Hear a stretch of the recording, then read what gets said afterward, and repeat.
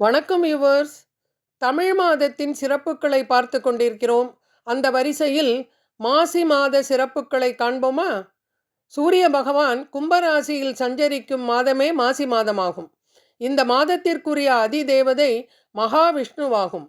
இம்மாதத்தில் ஸ்ரீமன் நாராயணனை தினமும் துளசி கொண்டு பூஜித்தால் இல்லத்தில் சுபகாரியங்கள் அனைத்தும் தடையின்றி நிறைவேறும். இந்த மாதம் அனைத்து தெய்வங்களுக்கும் உரிய மாதமாகும். மகாவிஷ்ணு வராக அவதாரம் எடுத்தது மாசி மகத்தன்று என்று புராணம் கூறுகிறது. மாசி மாத சங்கடஹர சதுர்த்தி மிகவும் விசேஷமானது. அன்று விரதம் இருந்து விநாயகரை வணங்கினால் நம் அனைத்து சங்கடங்களும் பாவங்களும் விலகும். மாசி மாதத்தில் வரும் தேய்பிரை சதுர்த்தி மகா சிவராத்திரியாக கொண்டாடப்படுகிறது. சிவராத்திரி விரதத்தால் நமது புலன்களை வென்று மனதை அடக்கி நீண்ட ஆயுள் உடல் ஆரோக்கியம் பெறலாம். பக்தர்கள் இரவு முழுவதும் விழித்திருந்து சிவனை வழிபடுவதே இந்நாளின் சிறப்பாகும். சிவராத்திரி அன்று முறைப்படி விரதம் இருந்து சிவனை வழிபட்டால் பிரம்மஹத்தி தோஷம் கூட விலகும் என்பர். மேலும் காசியில் வீடு பேறு அடைந்த பலன் கிடைக்கும். மாசி மாதம் புனர்பூச நட்சத்திரத்தன்று குலசேகர ஆழ்வார் அவர்களின் அவதார திருநாள்.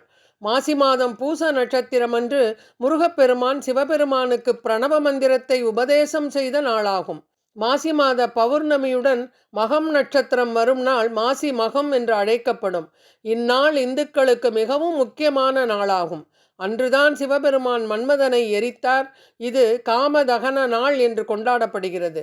மாசி மகத்தன்று புனித நீராடினால் 7 ஜென்மங்களில் செய்த பாவங்கள் விலகும், புத்திர வாக்கியம் கிடைக்கும் என்று பெரியோர்கள் கூறுவர். அனைத்து கோவில்களிலும் அன்று சிறப்பு பூஜைகள் நடைபெறும். வைஷ்ணவ ஆலயங்களில் தெப்பத் திருவிழா நடைபெறும். 12 ஆண்டுகளுக்கு ஒரு முறை கும்பகோணத்தில் நடக்கும் மாசி மகத் திருவிழா மகாமகம் என்று அழைக்கப்படுகிறது. வட மாநிலங்களில் இது கும்பமேளாவாக கொண்டாடப்படுகிறது. இம்முறை அது அலகாபாத்தில் திரிவேணி சங்கமத்தில் நடந்து கொண்டிருக்கிறது. அனைத்து நலன்களையும் அருளும் மாசி மகம் ஒரு சிறப்பான நாளாகும். அன்றைய தினம் விரதம் இருந்து இறைவன் அருளை பெற வேண்டும். மாசி மாதத்தில் வரும் 2 ஏகாதசிகளும் மிகவும் சிறப்பு வாய்ந்தவை.